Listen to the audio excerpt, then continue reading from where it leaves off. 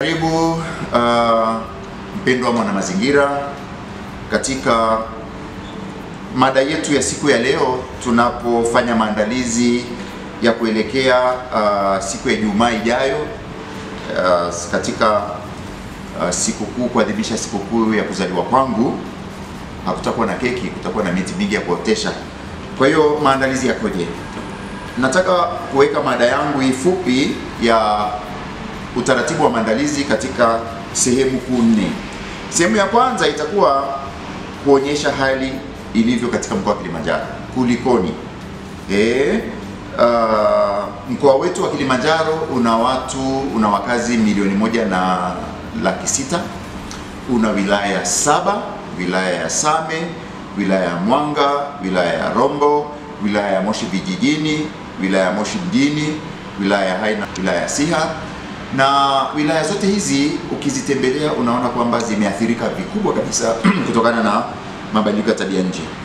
Hiyo itakuwa ni sehemu ya kwanza. Sehemu ya pili, kwa nini kutumia dhana, kwa nini kutumia falsafa ya birthdays kama motisha? Ni kweli kabisa, kila mmoja wetu, wewe unayenisikiliza, unayeniona, umezaliwa. Kuna tarehe, kuna mwaka, kuna siku, kuna saa uliozaliwa ukaja huku duniani. Sasa lazima turudishe shukrani kwa Mungu, kwa mama dunia, kwa vizazi vijavyo, kwa kutunza ulimwengu, tuache ukiwa mahali pazuri zaidi kuliko tulipoukuta. Sehemu ya tatu itakuwa mwitikio. Mwitikio unaweza ukawa na sura mbili, yani response kwa Kizungu. Mwitikio unaweza ukawa chanya, mwitikio yani wa kuangalia tunafanyia nini mama dunia, tunafanyia nini mkoa wetu wa Kilimanjaro, tunafanyia nini wilaya zetu 7 za mkoa wa Kilimanjaro na Tanzania kwa jumla. Unaweza ukawa chanya. Lakini kwa upande mwingine mwitikio unaweza ukawa hasi, kwamba hainihusu, watafanya wengine, nina shughuli nyingine na si kazi yangu kutunza mazingira na kadhalika na kadhalika. Kwa hiyo mwitikio unapaswa kuwa mwitikio makini, chanya na ambao ni wa kimaendeleo. Na sehemu ya 4 au sehemu ya mwisho itakuwa nini kifanyike basi. Maandalizi haya tuanze basi moja kwa moja. Tunaanza na sehemu ya kwanza, kulikoni. Hali inatisha. Tukiangalia viwango vya hali ya hewa na joto katika mkoa wetu wa Kilimanjaro vimekuwa vikitisha kuanzia mwezi Novemba mwaka jana mpaka Januari, hata kipindi cha mwanzo wa mwezi wa pili mwaka 2025. Mvua zimekuwa chache, zimekuwa haba na zinakuwa hazinyeshi kwa wakati mmoja sehemu moja.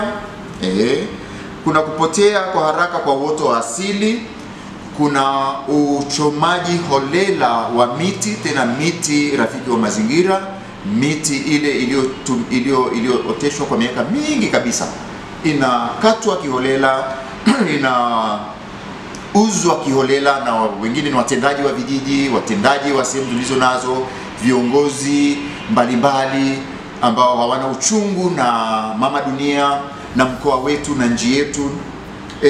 Kuna hali ya hewa ya ukaa inaongezeka, hewa ya kaboni. Kiwango cha magari, malori, pikipiki, bajaji zinazopita, zinazofanya kazi, pikipiki kwa mfano katika manispaa ya Moshi, mji wetu wa Moshi au mji wa Hai, mji wa Himo, Same, kote huko katika miaka 15-20 iliyopita vimeongezeka. Kwa hiyo kuna hewa ya ukaa, hewa ya kaboni imeongezeka, lakini miti haijaongezeka ya kuvuta sasa, ya kufanya dunia iweze kupumua vizuri, iweze kuwa na hali nzuri ya hewa, haijaongezeka. Ikinapoongezeka, kiwango cha kuongezeka miti si hakilandani, yani hakilandani, hakiendi sambamba na kiwango cha kuotesha. Kwa tunaotesha miti michache na miti inayokatwa ni mingi zaidi. Kwa hiyo ni jambo la kuangalia kwa makini kabisa.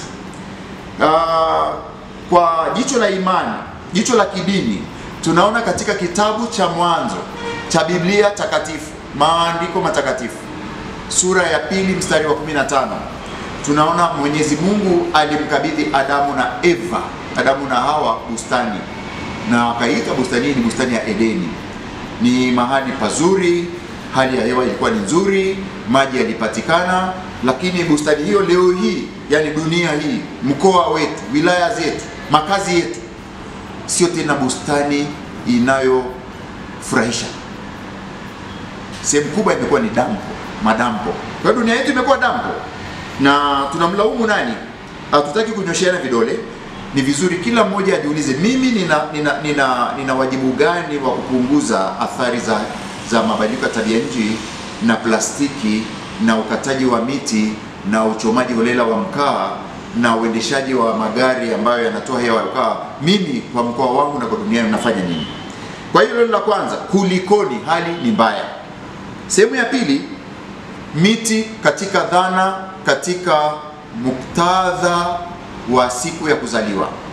Tumeona kwamba kama tunavyofahamu, siku hizi watu wengi wanashabikia sana siku ya kuzaliwa, hasa watoto wadogo.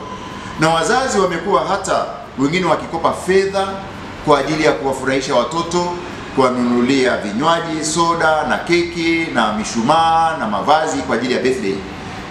Lakini hayo yanaweza yakawa translated kwa namna nyingine kwa kuhamasisha sasa practically siku ya kuzaliwa kila mmoja akaotesha miti. Kwa hiyo birthdays zipo na ni vizuri kutafakari siku ya kila mmoja wetu ya kuzaliwa. Kwa mfano leo kuna watu hapa Tanzania, hapa Kilimanjaro, hapa Afrika wamezaliwa, lakini hawatakumbuka kuotesha miti ambayo ndio inayowafanya na itakayowasaidia waweze kuishi maisha mazuri, waweze kuwa na afya njema, waweze kuwa na maji, waweze kuwa na dawa mbalimbali. Kuna dawa mbalimbali zinazotokana na miti, na nyingi siku hizi zinatokana na miti. Ethnomedicine, traditional ethnomedicine therapies. Waweze kuwa na uchumi mzuri, kilimo, ufugaji, waweze kuwa na utalii, royal tour, waweze kuwa na bustani ya maisha inayopunguza stress na inayowaletea maisha mazuri. Kwa hiyo mimi nilibuni zaidi ya miaka 20 imepita dhana hii, nikawa nikifundisha kwenye vyuo vikuu, kwenye shule, kwenye makanisa, kwenye makongamano kuhusu birthday trees, miti ya siku ya kuzaliwa. Ni ubunifu makini wa kutumia fursa adimu na adhimu ya kukijanisha jamii, kukijanisha mkoa wetu, kukijanisha familia, sehemu mbalimbali ambazo zinaendelea kuwa jangwa. Kiwango na kasi ya kuwa jangwa mkoa wetu wa Kilimanjaro na nchi yetu ni kubwa kuliko tunavyootesha miti. Sasa birthday trees ni muhimu, kwani sio tu kwenye makaratasi au kwenye nadharia. Tuangalie, wahenga wanatuambia maneno matupu hayavunji mfupa.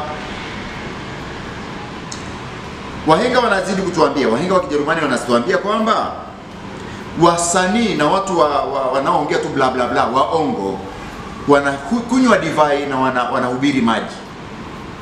Kwa Kijerumani wanasema Wein trinken und Wasser predigen.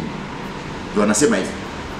Sasa siku moja mwalimu mmoja mwenye busara kabisa aliingia darasani kwa wanafunzi wake na kuambia kwa mara moja hivi, ninahisi ile miti ya mitiki iliyokuwa sehemu kubwa ya sehemu tunayoishi imeungua, imeteketea yote. Sasa hivi tunapaswa tukaoteshe miti. Wapendwa wanafunzi, wale wanafunzi wakanyosha mikono wengi, tuwasema, mwalimu, haiwezekani, miti hii inahitaji miaka mingi, zaidi ya miaka 500, 1000 mpaka ikomae. Yule mwalimu akasema, ndio maana nawaambia tukaoteshe miti sasa hivi, maana itahitaji miaka mingi, hivyo ndio maana tunahitaji sasa hivi, tusipoteze muda, ili miaka hiyo 1000 tuweze kuwa tumeitendea haki, tuweze kuwa tumeifanyizia kazi dunia ya baadaye ya vitukuu, vilembwe na vilembokezi vyenu vikute sasa hiyo mitiki kwa hiyo miaka 500, 1000 itakayokuja. Kwa hiyo ni busara zilizoko katika maisha na katika tamaduni mbalimbali. Kwa hiyo tuoteshe hiyo miti sasa, tuchukue miti siku hiyo na kuiotesha leo. Namba 3, sehemu ya 3.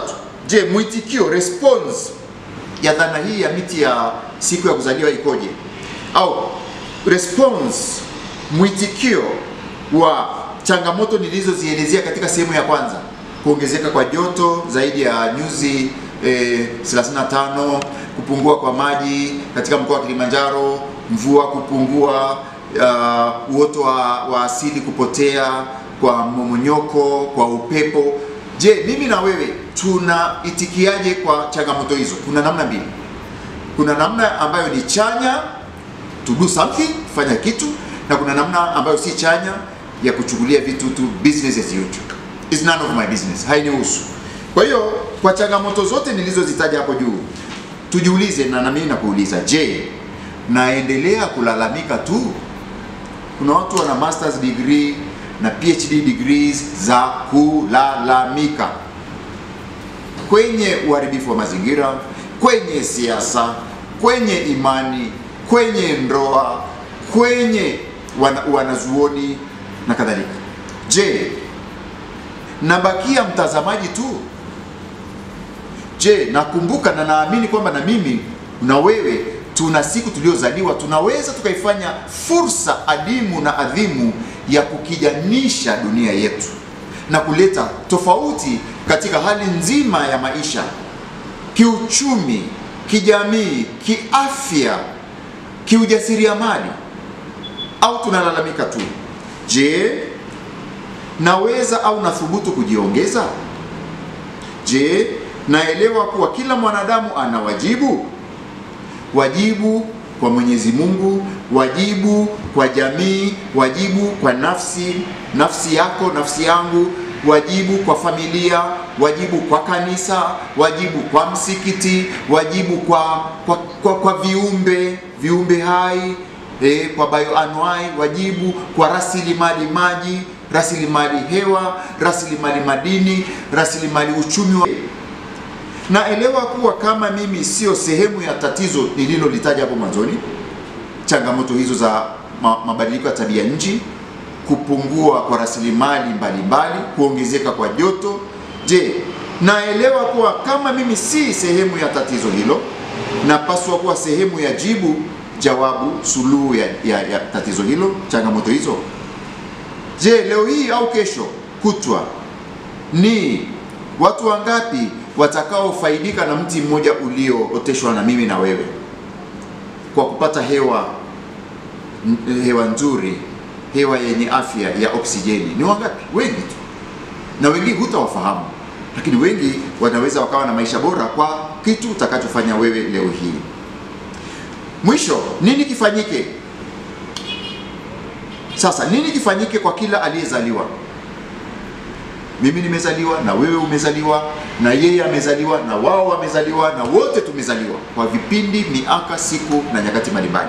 Sasa nini kifanyike kwa sisi tuliozaliwa ambao tuna wajibu mbalimbali kwa mama dunia? Kwanza, tuonyeshe uthubutu wa kuachana na mbwembwe za birthday za kila mara, hasa kwa watoto.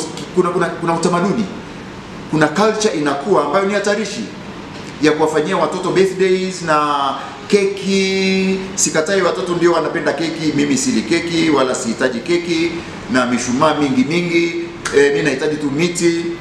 Kwa hiyo tuachane na mbwembwe hizo, tuanze kukijanisha Kilimanjaro yetu, Tanzania yetu na Afrika yetu kwa birthdays zetu.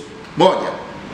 Pili, tutumie vizuri mvua na dalili zote za mvua zilizoko sasa mwezi huu wa 3 mwaka wa Bwana 2025 kuotesha miti rafiki wa mazingira katika familia na miti ya matunda, ili iweze kutufaidisha sisi na vizazi vijavyo. 3, kujaribu kupunguza athari za mabadiliko ya tabia nchi kwa kutoa elimu kwa watoto, kwa vijana, kwa wanasiasa. Na mwaka huu ni mwaka wa uchaguzi, wanasiasa wataanza kuja kujinadi. Tuwaulize, je, kwenye sera yenu, kwenye ilani yenu ni mambo mangapi ya kutunza mazingira, ya kutunza uumbaji, ya kuhamasisha vijana wapende kutunza mazingira, wafanye kilimo cha matone ya maji, wajenge nyumba, waweke solar panels. Ni mambo mangapi mmefanya? Utakuja tu kutuambia tumejenga barabara, tumeleta maji, tumeleta maziwa na bomba za maziwa na hiki. Basi tuwaulize vyama vyote, sera yenu, ilani yenu ina asilimia ngapi vision, mission na core values katika utunzaji wa dunia, katika kuotesha matunda, kuotesha miti rafiki wa mazingira, kutunza makazi, kutunza ulimwengu? Dunia yetu sasa hivi inalia. Na tunapoongelea kuhusu justice, haki, leo hii kuna haki za binadamu, kuna haki za binadamu, sheria za haki za binadamu. Leo hii kuna msisitizo mkubwa kabisa haki za wanawake, haki za watoto. Tunasahau na dunia inapaswa kuwa na haki zake. Wanyama, wadudu,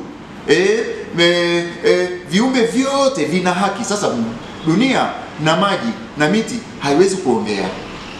Sisi tunapaswa kuongea kwa niaba yake na kuimarisha haki hiyo. Na mwisho basi kuwepo na ufahamu, uelewa wa pamoja kuhusu haki za mama dunia na uwajibikaji wa pamoja kuhusu haki za mama dunia na vizazi vijavyo na rasilimali zake. Na mwisho faida ya pamoja ya wanadamu wote wa vizazi na vizazi, sio tu wa sasa hivi, sio tu wa wilaya ya Moshi, mkoa wa Kilimanjaro, bali Tanzania, Afrika na dunia yote. Kwa hiyo baada ya wiki moja, tarehe Ijumaa ijayo saa 2 kamili nitakuwa nikigawa miche ya miti kwa wale waliojiandikisha mpaka sasa hivi, ili tuweze kukijanisha mkoa wetu wa Kilimanjaro, Tanzania yetu na dunia nzima. Asante.